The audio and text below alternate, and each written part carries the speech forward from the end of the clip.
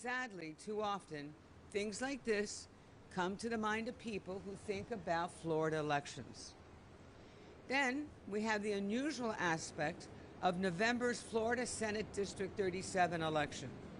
It had three candidates running for the same Senate seat: a Republican, a Democrat, and an independent, also known as a no party affiliation or AKA NPA candidate.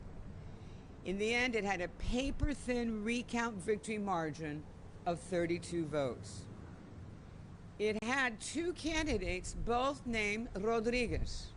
The incumbent was Senator Jose Javier Rodriguez. The NPA candidate was Alex Pedro Rodriguez. Today, we are alleging that November's Florida Senate District 37 election involved crimes. Today, we are alleging that Frank Artiles paid Alex Pedro Rodriguez almost $45,000 to run as a candidate in this race, merely to use his name to confuse who? The electors, and to falsify qualifying paperwork as a candidate. It is that crime which brings all of us here today, gathered to talk about criminal charges and what we are bringing against him.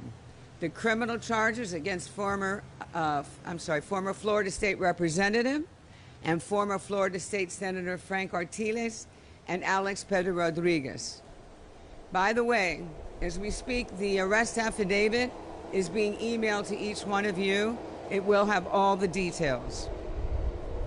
Also, I want to make clear that in this investigation, there is no indication that Senator Ileana Garcia, the winning Republican candidate, was part of Frank Artiles' alleged plot.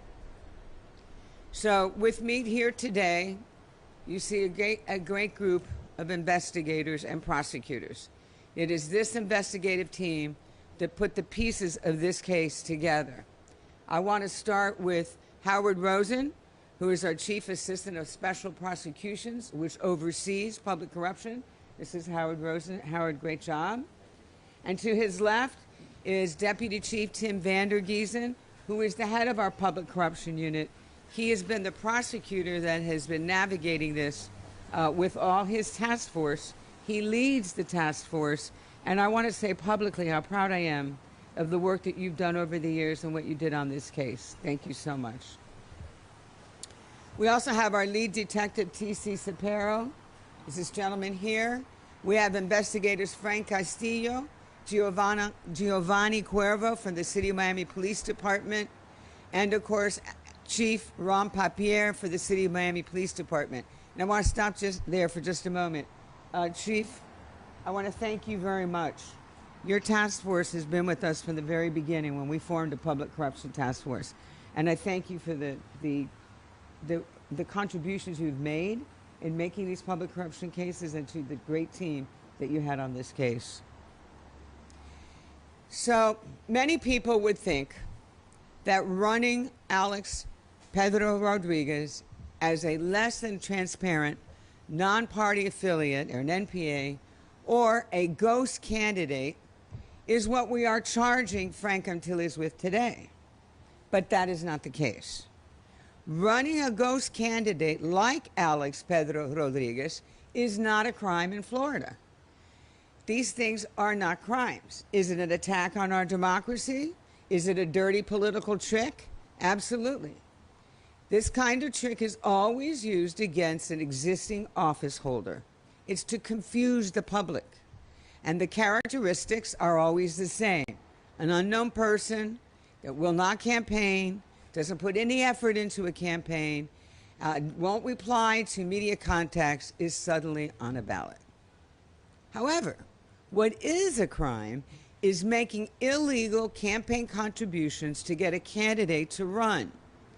Again, I want to be clear. As mentioned earlier, at this time in this investigation, we have not uncovered evidence that Senator Ileana Garcia was a part of Frank Artiles' alleged plotting. That is another unusual aspect of this particular District 37 Senate re-election. Sadly, Frank Artiles knew he could manipulate Florida's election system. That is the most blatant aspect of this dirty election trick. But, as I said, it is not a crime in Florida. Today, Frank Artiles and Alex Pedro Rodriguez are being charged with allegedly and knowingly violating Florida's campaign election laws. Specifically, they are charged with, and I think you can, and if you can move it. They're specifically being charged with voting or elections, falsely swearing in connection with voting or elections, which is a third-degree felony, making or receiving 2 or more campaign contributions in excess of the existing limits, which also is a third-degree felony, and conspiracy to make those contributions is also a third-degree felony. The plot that Artiles allegedly put together started on May 15th, 2020, when Alex Pedro Rodriguez was contacted by Artiles via Facebook Messenger. Rodriguez and Artiles had known each other for 20 years, but the contact kind of surprised Rodriguez as they had not spoken in almost a year. Then Rodriguez made telephone contact with Artiles and was told that Artiles needed Rodriguez's help in a political matter. According to Rodriguez, Artiles allegedly discussed a type of "you help me and I can help you" scenario. Rodriguez interpreted such statements as meaning he would receive financial help from Artiles or receive business favors, as Artiles appeared to be very well connected. Rodriguez stated he was experiencing dire financial difficulties and agreed to listen to whatever Artiles had to offer. Artiles asked Rodriguez if he was still living at his Palmetto Bay residence. Rodriguez indicated that he was now living in Boca Raton.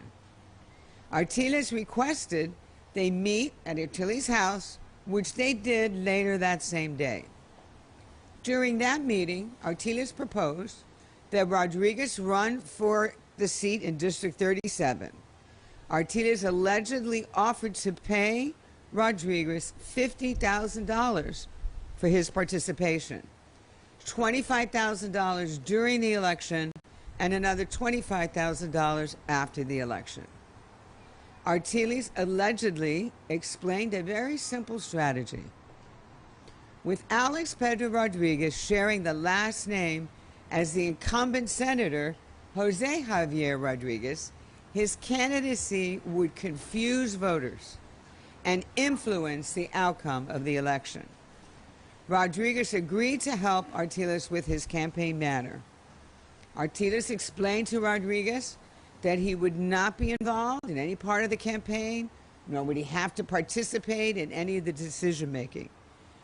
Rodriguez had a driver's license that reflected his old Palmetto Bay address instead of his present Boca Raton, Palm Beach County address.